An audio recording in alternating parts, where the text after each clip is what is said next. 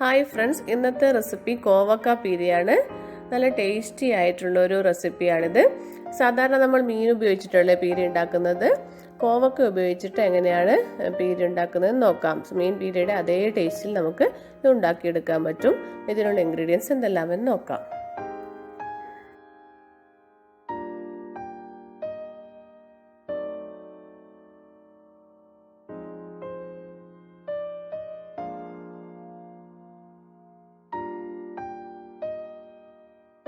ആദ്യം തന്നെ നമുക്കിതിനുള്ള അരപ്പ് റെഡിയാക്കണം. അതിനായിട്ട് ഞാനിവിടെ അരക്കപ്പ് തേങ്ങയാണ് എടുത്തിട്ടുള്ളത്. അതൊരു മിക്സിയുടെ ജാറിലേക്ക് ഇടാം. തേങ്ങ കൂടുതൽ ഉപയോഗിക്കുമ്പോഴാണ് കൂടുതൽ ടേസ്റ്റ് ഉണ്ടാവുക കേട്ടോ. പിന്നെ 1/4 ടേബിൾ സ്പൂൺ ജീരകം ഇടാം. പിന്നെ 6 അല്ലി വെളുത്തുള്ളി ഇട്ട് കൊടുക്കുന്നുണ്ട്. അത് ചെറുതായിട്ട് മുറിച്ചെടുത്തതാണ് കേട്ടോ. 6 അല്ലി വെളുത്തുള്ളിയാണ് ഞാൻ എടുത്തിട്ടുള്ളത്. പിന്നെ ചേർക്കുന്നത് മഞ്ഞൾപ്പൊടിയാണ്. കുറച്ച് മഞ്ഞൾപ്പൊടി ചേർക്കാം. പിന്നെ എന്നിട്ട് നന്നായിട്ട് ഇത് ചതച്ചെടുക്കണം. തീരെ വെള്ളം ചേർക്കാതെ ചതച്ചെടുക്കാം. ഞാനിവിടെ കുറച്ച് കോവക്ക എടുത്തു വെച്ചിട്ടുണ്ട്. 250 ഗ്രാം കോവക്കയാണ് എടുത്തിട്ടുള്ളത്. നന്നായിട്ട് കഴുകിയിട്ട് ഒരു ടിഷ്യൂ പേപ്പർ ഉപയോഗിച്ചിട്ട് നന്നായിട്ട് തുടച്ചു വെച്ചതാണ്. ഇനി നമുക്കിതങ്ങനെ കട്ട് ചെയ്തെടുക്കുന്നത് നോക്കാം. ഇതിൻ്റെ മുകളിലത്തെ ഭാഗം താഴത്തെ ഭാഗവും ആദ്യം കട്ട് ചെയ്ത് മാറ്റണം. അതിനുശേഷം ഇതുപോലെ നടുവിലൂടെ ഒരു കട്ട് കൊടുക്കാം. എന്നിട്ട് ചെറിയ നേരിയ കഷ്ണങ്ങളായിട്ട് ഇതുപോലെ മുറിച്ചെടുക്കണം. അധികം കട്ടിയില്ലാതെ ഇങ്ങനെ നേരിയ കഷ്ണങ്ങളായിട്ട് മുറിക്കുന്നതാണ് നല്ലത്.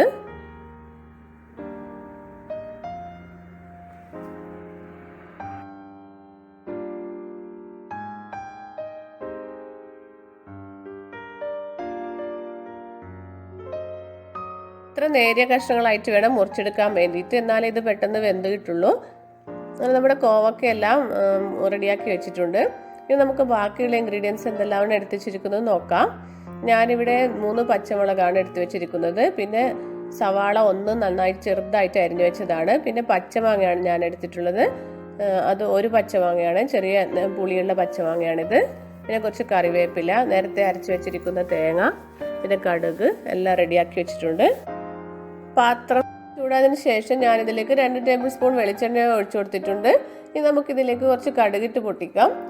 കടുക് പൊട്ടിയതിന് ശേഷം നമുക്ക് അരിഞ്ഞു വെച്ചിരിക്കുന്ന സവാള ചേർക്കാം. നിങ്ങളുടെ അടുത്ത് ചെറിയുള്ളി ഉണ്ടെങ്കിൽ അത് ചേർത്താലാണ് കൂടുതൽ ടേസ്റ്റ് കേട്ടോ. എൻ്റെ അടുത്ത് ഇല്ലാത്തതുകൊണ്ടാണ് ഞാൻ സവാള ചേർത്തിട്ടുള്ളത്. സവാള ചേർത്തിട്ട് നന്നായിട്ടൊന്ന് വഴറ്റി കൊടുക്കണം. ഒരു 2-3 മിനിറ്റ് ഇതിൻ്റെ പച്ചമണമൊക്കെ മാറുന്നത് വരെ നന്നായിട്ടൊന്ന് വഴറ്റി കൊടുക്കാം. അതിൻ്റെ കളറ് മാറുന്നത് വരെ ഒന്നും വഴറ്റേണ്ട ആവശ്യമില്ല. 2-3 മിനിറ്റ് ഒന്ന് നന്നായിട്ട് വഴറ്റി കൊടുത്താൽ മതി. ഇനി ഇതിലേക്ക് നമുക്ക് പച്ചമുളക് ചേർക്കാം. 3 പച്ചമുളക് നെടുകെ കീറിയതാണ് ചേർക്കുന്നത്. പച്ചമുളകൊക്കെ നിങ്ങളുടെ എരിവിനനുസരിച്ച് മാറ്റം വരുത്താം കേട്ടോ. ഞാനിതിൽ ചുവന്ന മുളക് പൊടി ചേർക്കുന്നില്ല.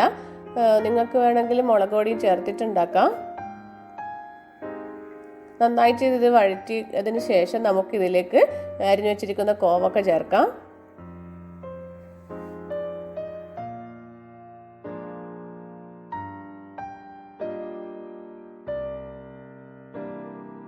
രണ്ട് 3 മിനിറ്റ് ഒന്ന് നന്നായിട്ട് വഴറ്റി കൊടുക്കാം. എപ്പോഴും മീഡിയം ഫ്ലെയിമിൽ ഇട്ടിട്ട് വേണം വഴറ്റിയെടുക്കാൻ വേണ്ടിയിട്ട്.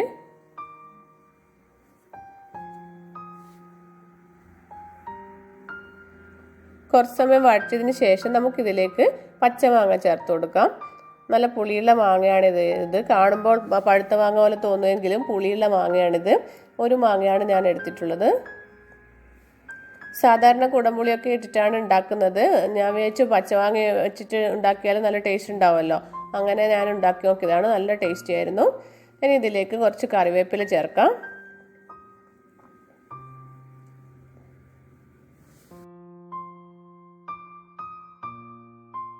ഇനി ഇതിലേക്ക് ചതച്ച് വെച്ചിരിക്കുന്ന തേങ്ങ ചേർക്കാം.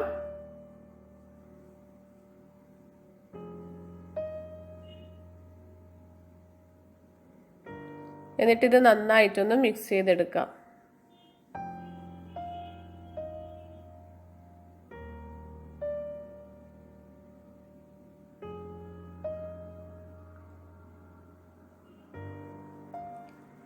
ഇതിലേക്ക് കുറച്ച് ഉപ്പ് ചേർക്കാം. ഉപ്പ് ചേർത്തിട്ട് ഇത് നന്നായിട്ട് മിക്സ് ചെയ്ത് കൊടുക്കാം.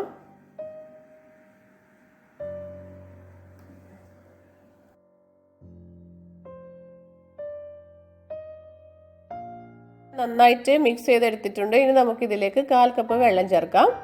സാധാരണ കുടംപുളിയാണ് ഇടുന്നതെങ്കിൽ കുടംപുളി കുതിർത്ത വെള്ളം ചേർത്താൽ മതി. അങ്ങനെ 1/4 കപ്പ് വെള്ളം ചേർത്തതിന് ശേഷം നന്നായിട്ട് ഇതൊന്ന് മിക്സ് ചെയ്ത് കൊടുക്കാം.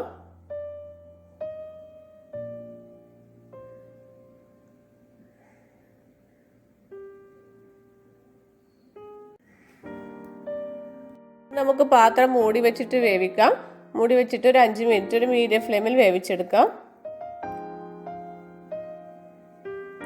5 മിനിറ്റ് കഴിഞ്ഞതിന് ശേഷം നമുക്കൊന്ന് തുറന്നു നോക്കിയിട്ട് ഒന്ന് ഇളക്കി കൊടുക്കണം കേട്ടോ. അടിക്ക് പറ്റാതെ നോക്കണം.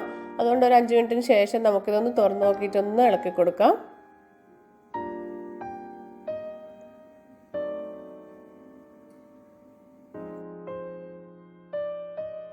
നന്നായിട്ട് ഇളക്കിയതിന് ശേഷം നമുക്കിത് ഒന്നുകൂടി അടച്ചു വെച്ചിട്ട് വേവിച്ചെടുക്കണം. ഒരു 15 മിനിറ്റ് മീഡിയം ഫ്ലെയിമിൽ ഒന്നുകൂടി വേവിക്കാം.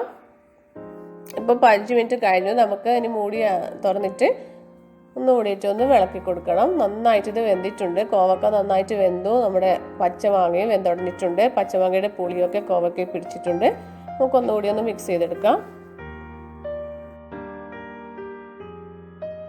കുടംപുളിയോ വാളംപുളിയോ ചേർത്തിട്ട് നമ്മൾ കോവക്ക പീര ഉണ്ടാക്കാറുണ്ട്.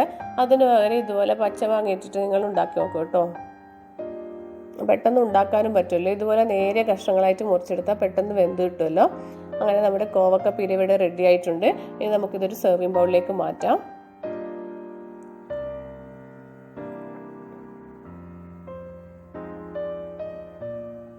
മീൻ പീരയുടെ അതേ ടേസ്റ്റിലുള്ള ഈ കോവക്ക പീര നിങ്ങൾ എന്തായാലും ട്രൈ ചെയ്ത് നോക്കൂ കേട്ടോ. നമുക്ക് വളരെ പെട്ടെന്ന് ഉണ്ടാക്കിയെടുക്കാൻ പറ്റുമല്ലോ.